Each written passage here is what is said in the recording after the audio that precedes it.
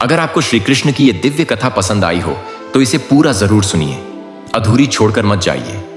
अंत तक जुड़िए, क्योंकि हर पल में छुपा है एक गहरा संदेश।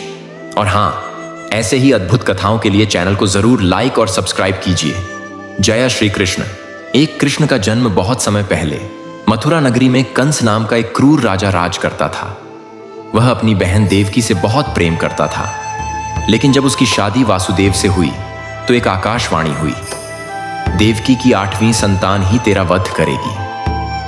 कंस ने डर के मारे देवकी और वासुदेव को कारागार में डाल दिया और उनके पैदा होने वाले हर बच्चे को मारने लगा। जब 8वीं संतान का समय आया, भगवान विष्णु ने देवकी और वासुदेव को दर्शन देकर कहा कि वे स्वयं 8वें पुत्र के रूप में जन्म लेंगे। भाद्रपद माह की अष्टमी तिथि आधी रात को श्री कृष्ण का जन्म हुआ। चमत्कारिक रूप से कारागार के ताले खुल गए और वासुदेव नवजात कृष्ण को टोकरी में रखकर यमुना पार गोकुल पहुंचे। वहां उन्होंने कृष्ण को नंद बाबा और यशोदा को सौंप दिया और यशोदा के नवजात कन्या को वापस कारागार में रख दिया। कंस ने जब उस कन्या को मारने की कोशिश की तो वह देवी रूप में प्रकट होकर बोली, जिसका तुझे भय है वह गोकुल में पल रहा है। 2. गोकुल और वृंदावन की लीलाएं। गोकुल और वृंदावन में कृष्ण ने अपनी बाल लीलाओं से सबका मन मोह लिया। उनकी प्रसिद्ध लीलाएं: पूतनावध। राक्षसी पूतना ने बाल कृष्ण को विषपान कराने की कोशिश की, लेकिन स्वयं मारी गई। तृणावर्त वध, शकटासुर वध, नंद के नागबेल से रक्षा, ये सभी लीलाएं उनके देवत्व का प्रमाण थीं। माखन चोरी और गोपियों संग रास। श्री कृष्ण माखन चोर कहे गए, लेकिन गोपियों से उनका प्रेम केवल आत्मा और परमात्मा के मिलन का प्रतीक था। कालिया नाग पर विजय। यमुना नदी में विशैला कालिया नाग रहता था। कृष्ण ने उस पर नृत्य कर उसे परास्त किया और यमुना को शुद्ध किया। गोवर्धन पूजा। इंद्रदेव को अहंकार हो गया था, तब कृष्ण ने गोवर्धन पर्वत उठाकर ग्रामवासियों की रक्षा की। इससे इंद्र को अपना अहम त्यागना पड़ा। रासलीला।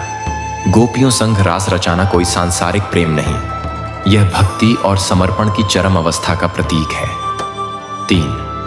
मथुरा वापसी और कंसवध। कृष्ण और बलराम को जब बड़ा किया गया तब उन्हें संदीपनी ऋषि के आश्रम में शिक्षा दी गई। इसके बाद कंस ने उन्हें धोखे से मथुरा बुलाया, जहां कृष्ण ने अनेक योद्धाओं को परास्त किया और कंस का वध कर दिया।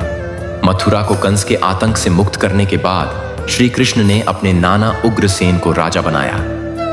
4. द्वारका स्थापना और राजनीति। मथुरा पर बार बार जरासंध, मगध नरेश का आक्रमण होने लगा। कृष्ण ने युद्ध टालने की नीति अपनाई और मथुरा छोड़कर समुद्र तट पर द्वारका नामक नगर बसाया। यह एक सुंदर, संगठित और समृद्ध नगर था। श्री कृष्ण को वहां द्वारकाधीश कहा जाने लगा। 5. सुभद्रा विवाह और अर्जुन से मित्रता। कृष्ण की बहन सुभद्रा का विवाह अर्जुन से करवाया।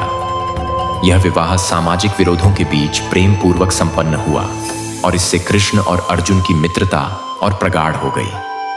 6. महाभारत के कारण और भूमिका कौरवों और पांडवों के बीच सत्ता संघर्ष शुरू हुआ। कृष्ण ने बार बार शांति स्थापना का प्रयास किया, परंतु दुर्योधन ने उन्हें ठुकरा दिया।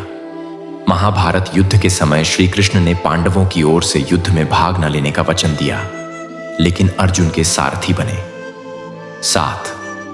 भगवत गीता का उपदेश।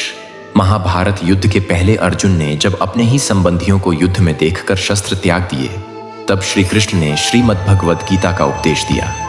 यह केवल युद्ध का उपदेश नहीं था, बल्कि धर्म, कर्म, ज्ञान और भक्ति का शाश्वत संदेश था। कर्म करो, फल की चिंता मत करो, यही गीता का मूल सार है। 8. महाभारत युद्ध और धर्म स्थापना। 18 दिनों तक चले कुरुक्षेत्र युद्ध में पांडव विजयी हुए। यह केवल सत्ता के लिए नहीं, बल्कि धर्म की रक्षा के लिए हुआ युद्ध था।